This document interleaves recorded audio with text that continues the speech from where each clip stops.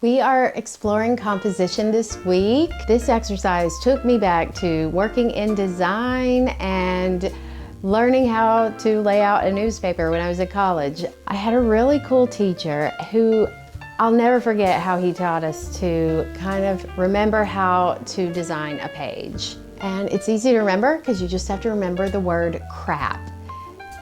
So the C in crap is for contrast, and that's the biggest one, I think, in what we're doing for the purpose of making an illustration with a cat. So contrast meaning we want the biggest thing, like the biggest thing on the page needs to be like boom, in your face big, and the other things you want to be much smaller. So there needs to be a lot of contrast between them.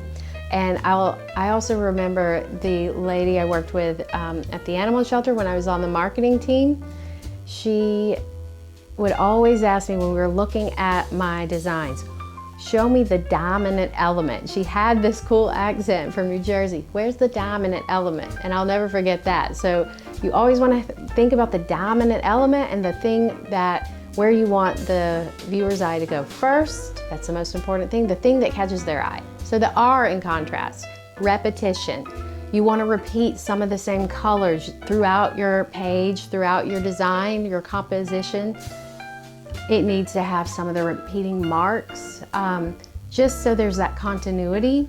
I kind of did that in the example. I have some of the, like the curvy S line on the vase or vase, if you're fancy. In the cat, the A in crap is alignment. That is more for like text. I apply that to making sure text and objects are aligned.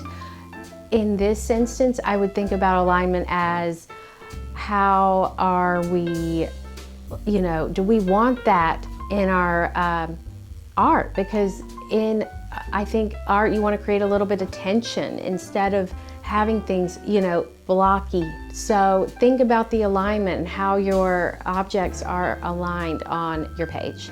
Finally, the P in crap is for proximity, and that's a big one. You want to think about, like, are they overlapping? Is something in the background, in the foreground? And that's also going to relate to like the size of your object. So if something's further away, it's going to be much smaller.